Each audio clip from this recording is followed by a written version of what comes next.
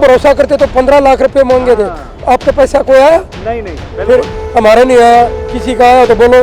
मतलब अच्छे दिन मोदी साहब के आ गए, हमारे नहीं आए। मोदी साहब ने तो अडानी अंबानी के ला दिया जी, अपने तो ये आ रहे यहाँ हमारे घर छटवा के रोड पर लौटा दिए उन्होंने। इससे अच्छे दिन और क्या लाएगा हमारे। लेकिन खट्टर साहब खुश नजर नहीं आ रहे आपके हरियाणा की तो बात क्या करो जी, मैंने तो खट्टर मेरे छा दिया, मैं खट्टर ਨੂੰ मार के छोड़ू। साडा क्लास फेलो है जी। अच्छा जी। जी हाँ। ਜੇਕਰ ਇਹ ਨਾ ਮੰਨੇ ਤੇ ਲੜਾਈ ਇੱਥੋਂ ਤੱਕ ਹੋ ਜਾਣੀ ਹੈ ਕਿ ਭਾਜਪਾ ਦੀਆਂ ਜੜ੍ਹਾਂ ਪੱਟੀਆਂ ਜਾਣਗੀਆਂ।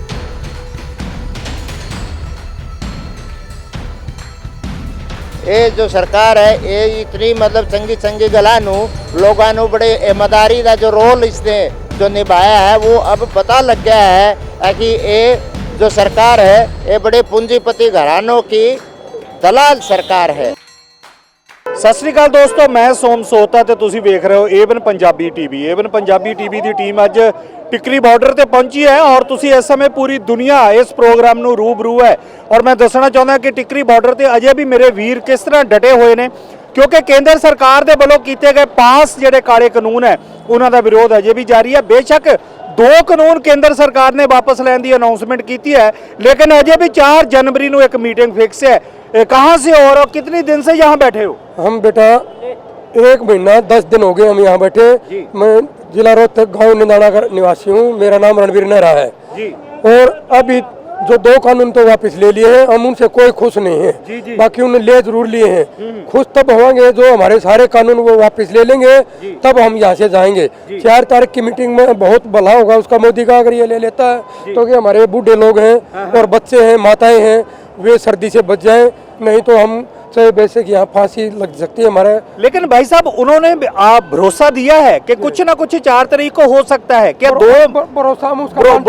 भरोसे पर हम यकीन नहीं करते? उसका भरोसे पर यकीन नहीं करते, झूठा भरोसा करते तो 15 लाख रुपए मांगे थे। आपके पैसा कोई आया? नहीं नहीं, फिर हमारे नहीं आया, किसी का आया तो बोलो। मतलब अच्छे दिन मोदी साहब के आ गए, हमारे नहीं आए। मोदी साहब ने तो अडानी अंबानी के ला दिया जी, अपने तो ये आ रहे यहाँ हमारे घर छटवा के रोड पर लौटा दिए उन्होंने। इससे अच्छे दिन और क्या लाएगा हमारे। बिल्कुल बिल्कुल। और इस समय पंजाब और हरियाणा, राजस्थान, गुजरात, बिहार, यूपी से भी पहुंच चुके हैं किसान।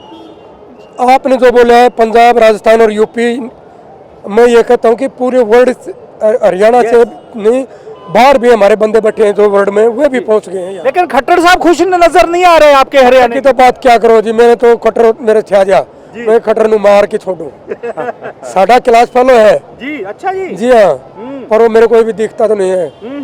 आपका पूरा नाम क्या है? मेरा नाम रणवीर सिंह नेहरा।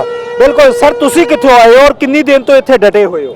ਜ਼ਿਲ੍ਹਾ ਸ਼੍ਰੀ ਮੁਕਤਸਰ ਸਾਹਿਬ, ਪਿੰਡ ਬਲਮਗੜ੍ਹ ਜੀ। ਮੈਂ ਬਲਮਗੜ੍ਹ ਤੋਂ ਮੌਜੂਦਾ ਸਰਪੰਚ ਆ।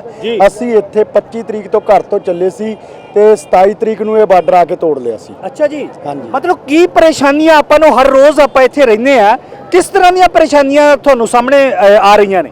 ਗੱਲ ਇਹ ਜੀ, ਰੋਡ ਤੇ ਬੈਠਿਆਂ ਨੂੰ ਹੁੰਦੀਆਂ ਤਾਂ ਪਰੇਸ਼ਾਨੀਆਂ ਹੀ ਆ, ਪਰ ਅਸੀਂ ਇਹਨਾਂ ਨੂੰ ਹੈਂਡਲ ਕਰ ਰਹੇ ਆ। ਜਿਸ ਤਰ੍ਹਾਂ ਅਸੀਂ ਉੱਥੇ ਵਾਸ਼ਿੰਗ ਮਸ਼ੀਨਾਂ ਲਾਈਆਂ ਹੋਈਆਂ, ਉਹ ਅਸੀਂ ਲਾਈਆਂ ਕੱਪੜੇ ਧੋਣ ਵਾਲੀਆਂ। ਲੋਕਾਂ ਨੇ ਜਿਵੇਂ ਜਿਸ ਚੀਜ਼ ਦੀ ਜ਼ਰੂਰਤ ਆ ਲੋਕਾਂ ਦੀ ਉਹ ਪੂਰੀ ਕਰਦੇ ਆ। ਜਿਸ ਤਰ੍ਹਾਂ ਪਹਿਲਾਂ ਬੂਟ ਤੇ ਜਰਾਬਾਂ, ਫਿਰ ਤੰਬੂ ਲਾ ਕੇ ਦਿੱਤੇ ਆ। ਉਧਰ ਜੈਪੁਰ ਵਾਲੇ ਬਾਰਡਰ ਤੇ ਵੀ ਅਸੀਂ 30 ਤੰਬੂ ਲਾ ਕੇ ਦੇ ਕੇ ਆਏ ਆ ਜੀ। ਇਸੇ ਤਰ੍ਹਾਂ ਇੱਥੇ ਆਗਰਾਹਾਂ ਜਿਹੜੀ ਹੈਗੀ ਜਥੇਬੰਦੀ, ਉਹਨਾਂ ਨੂੰ ਵੀ 4 ਮਸ਼ੀਨਾਂ ਲੈ ਕੇ ਦਿੱਤੀਆਂ। HL ਸਿਟੀ ਤੇ ਵੀ ਪਿੱਛੇ 2 ਮਸ਼ੀਨਾਂ ਚੱਲੀ ਜਾਂਦੀਆਂ। 774 ਤੇ ਅਸੀਂ ਆਪ ਚਲਾ ਰਹੇ ਹਾਂ 4 ਮਸ਼ੀਨਾਂ। ਜਿਸ ਤਰ੍ਹਾਂ ਦੀਆਂ ਜ਼ਰੂਰਤਾਂ ਪੂਰੀਆਂ ਕਰੀ ਜਾਂਦੇ ਆ। ਇੱਥੇ ਕੋਈ ਸ਼ੌਂਕ ਨੂੰ ਤਾਂ ਬੈਠਾ ਨਹੀਂਗਾ, ਹੈ ਤਾਂ ਬਹੁਤ ਜ਼ਿਆਦਾ ਔਖਾ, ਬੈਠਣਾ ਵੀ ਔਖਾ। ਫਿਰ ਵੀ ਸਾਡੇ ਬਜ਼ੁਰਗ ਹੈ, ਬਜ਼ੁਰਗਾਂ ਨੂੰ ਤਾਂ ਬਹੁਤ ਜ਼ਿਆਦਾ ਆ। ਕਿੱਥੇ ਅਸੀਂ ਇਹਨਾਂ ਦੀ ਸੇਵਾ ਕਰਨੀ ਸੀ, ਕਿੱਥੇ ਉੱਠ ਕੇ ਇੱਥੇ ਸੇਵਾ 'ਚ ਲੱਗੇ ਹੋਏ ਆ। ਇਹ ਦੇਖੋ ਕਿੰਨਾ ਜ਼ਿਆਦਾ ਆ, ਪਰ ਇਹਨੂੰ ਸਰਕਾਰ ਨੂੰ ਸ਼ਰਮ ਆਉਣੀ ਚਾਹੀਦੀ ਆ। ਇਹ ਜਿੰਨੀ ਦੇਰ ਲਗਾ ਰਹੀ ਆ ਉਨੀ ਜ਼ਿਆਦਾ ਸਰਕਾਰ ਦੀਆਂ, ਜਿਵੇਂ ਗੁਰੂ ਗੋਬਿੰਦ ਸਿੰਘ, ਮੈਂ ਸ਼ਹੀਦਾਂ ਦੀ ਧਰਤੀ ਤੋਂ ਆ। ਆਖਰੀ ਲੜਾਈ ਗੁਰੂ ਗੋਬਿੰਦ ਸਿੰਘ ਨੇ 40 ਮੁਕਤਿਆਂ ਦੀ ਪਵਿੱਤਰ ਧਰਤੀ ਸ਼੍ਰੀ ਮੁਕਤਸਰ ਸਾਹਿਬ ਲੜੀ ਸੀ ਤੇ ਉਸ ਤੋਂ ਬਾਅਦ ਗੁਰੂ ਸਾਹਿਬ ਨੇ ਕਹਿਤੀਆਂ ਸੀ ਕਿ ਮੁਗਲ ਰਾਜ ਦੀਆਂ ਜੜ੍ਹਾਂ ਪੱਟੀਆਂ ਗਈਆਂ। ਜੇਕਰ ਇਹ ਨਾ ਮੰਨੇ ਤੇ ਲੜਾਈ ਇੱਥੋਂ ਤੱਕ ਹੋ ਜਾਣੀ ਹੈ ਕਿ ਭਾਜਪਾ ਦੀਆਂ ਜੜ੍ਹਾਂ ਪੱਟੀਆਂ ਜਾਣਗੀਆਂ। ਅੱਛਾ, ਸਿੰਘੂ ਬਾਰਡਰ ਦੇ ਵਿੱਚ ਵੀ ਪੂਰੇ ਲੋਕਾਂ ਦਾ ਜੋਸ਼ ਹੈ, ਕਿਸਾਨ ਭਰਾਵਾਂ ਦਾ, ਮਜ਼ਦੂਰ ਭਰਾਵਾਂ ਦਾ। ਇਹ ਟਿਕਰੀ ਬਾਰਡਰ ਦਾ ਕੀ ਹਾਲ ਹੈ ਇਸ ਟਾਈਮ? ਪ੍ਰੈਜ਼ੈਂਟ ਸਥਿਤੀ ਕਿਸ ਤਰ੍ਹਾਂ ਨਜ਼ਰ ਆ ਰਹੀ ਹੈ? ਬਹੁਤ ਬਹੁਤ ਵਧੀਆ ਜੀ, ਸਾਰਿਆਂ ਦੇ ਹੌਸਲੇ ਬੁਲੰਦ ਆ। ਸਿੰਘੂ ਨਾਲੋਂ ਜ਼ਿਆਦਾ ਟਿੱਕਰੀ ਦੇ ਵਿੱਚ ਉੱਤੇ ਲੋਕ ਆ। ਸਿੰਘੂ ਤੇ ਇਸ ਤਰ੍ਹਾਂ ਹੈਗਾ ਵੀ ਸੈਲੀਬ੍ਰਿਟੀ ਜ਼ਿਆਦਾ ਹੋਣ ਕਾਰਨ ਸਾਡੇ ਇੱਥੋਂ ਵਾਲੇ ਲੋਕ ਵੀ ਉੱਥੇ ਚਲੇ ਜਾਂਦੇ ਆ ਦੇਖਣ ਦੇ ਲਈ, ਪਰ ਜਿਹੜੀ ਕਿ ਜ਼ਿਆਦਾ ਕਰਾਊਡ ਆ ਉਹ ਇੱਥੇ ਟਿੱਕਰੀ ਬਾਰਡਰ ਤੇ ਹੀ ਹੈ। जी हरियाणा शुरू में हरियाणा की बात करें तो मतलब जो अंबाला के बाद बॉर्डर आए उनको पार करने के लिए जो खट्टर सरकार ने किया वो किसी से छुपा हुआ नहीं है। क्या उस दिन से आप पंजाब के किसानों के साथ हैं? हम तो पंजाब के किसानों के साथ जून से जब से ये लागू किए थे ना तभी से यहाँ से। हाँ, हमने ये बोल दिया था जी, खट्टर ये बोल रहा था कि मैं पंजाब के लोगों को हरियाणा के रास्ते से दिल्ली नहीं घुसने देंगे। हमने ये बोला था कि आप तो क्या करें घुसने दिल्ली, हम प्रधानमंत्री की कुर्सी पर भी जाके बैठेंगे। सर आपका नाम क्या है? मेरा नाम नरेश कुमार है। कहाँ से हुआ? हम रोहतक से आए हैं जी। और किसान सभा में काम करते हैं जी। एक बहुत थोड़ी जमीन है हमारे पास, गरीब किसान है और पहले माँ बाप ने खेती बाड़ी करके आधे बाधे दी खेती लेके और हमें एमए करवाया, एमफिल करवाया, मैनेजमेंट करवाया और हमें ये तालीम दी कि इस खेती को बचाने के लिए बहुत ज़रूरी है कि इसके लिए न्यूनतम भाव समर्थन मूल्य मिले, ये ज़मीन के ऊपर ये कॉन्ट्रैक्ट खेती वालों का कब्जा ना हो। तीसरी बात ये है कि किसी तरह के किसान को ये जो C2 फार्मूला जिसको कहते हैं स्वामीनाथन आयोग, जिसमें बड़े बड़े वादे करके मोदी जो सरकार है, ये जो सरकार है ये इतनी मतलब चंगी चंगी गलानू लोगों नू बड़े ईमानदारी का जो रोल इसने जो निभाया है वो अब पता लग गया है कि ये जो सरकार है ये बड़े पूंजीपति घरानों की दलाल सरकार है, ये उसके एजेंट का काम कर रही है। ये असल में बड़े पूंजीपति घरानों के हितों को ध्यान में रख के करोड़ों किसानों की रोजी रोटी को। लेकिन कल का जो फैसला आया है क्या उससे थोड़ी बड़ी तो अब हमें राहत मिली है? हमें ये लगता है कि जो सरकार है वो जो बुनियादी जो किसान आंदोलन के जो केंद्र बिंदु है वो केंद्र बिंदु है। ये तीनों ऐसे काले जो कानून है जो खेती को चौपट करने वाले हैं, इनको टोटली रिपील किया जाए और इनको वापस लिया जाए और किसानों का जो स्वामीनाथन आयोग की रिपोर्ट है न्यूनतम जो समर्थन मूल्य है जिसको MSP कहते हैं उसकी गारंटी दी जाए, उसका भी कानून बनाया बिल्कुल जी, उसकी गारंटी दी जाए और उसका कानून बनाया जाए। आप कहाँ से हो भाई साहब? कितों? पंजाब तो रहने वाले जन? ਪੰਜਾਬ ਸ੍ਰੀ ਮੁਕਤਸਰ ਸਾਹਿਬ ਜ਼ਿਲ੍ਹੇ ਤੋਂ ਜੀ ਕੀ ਕਹਿਣਾ ਚਾਹੁੰਦੇ ਹੋ ਤੁਸੀਂ? ਅਸੀਂ ਇਹ ਜਿਹੜੇ ਤਿੰਨੇ ਕਾਲੇ ਕਾਨੂੰਨ ਆ ਜੀ ਉਹ ਤਾਂ ਵਾਪਸ ਕਰਾ ਕੇ ਅਸੀਂ ਮੁੜਾਂਗੇ। ਇਹ ਪੱਕਾ ਪਰਨ ਕਰਕੇ ਆਏ ਆ ਕਿਉਂਕਿ ਗੁਰੂ ਸਾਹਿਬ ਦੀ ਧਰਤੀ ਤੋਂ ਅਸੀਂ ਚੱਲੇ ਆ ਤੇ ਪਹਿਲਾਂ ਤੋਂ ਹੀ ਅਸੀਂ ਇਹ ਲੜਾਈ ਲੜ ਰਹੇ ਆ। ਸਾਨੂੰ ਲੋੜ ਸੀ ਹਰਿਆਣੇ ਦੇ ਸਹਿਯੋਗ ਦੀ, ਸਾਨੂੰ ਲੋੜ ਸੀ ਹਿੰਦੁਸਤਾਨ ਦੇ ਲੋਕਾਂ ਦੇ ਸਹਿਯੋਗ ਦੀ, ਉਹ ਸਾਨੂੰ ਪੂਰਨ ਮਿਲ ਰਿਹਾ ਕਿਉਂਕਿ ਕੋਈ ਵੀ ਇਹੋ ਜਿਹਾ ਸੂਬਾ ਨਹੀਂ ਰਿਹਾ।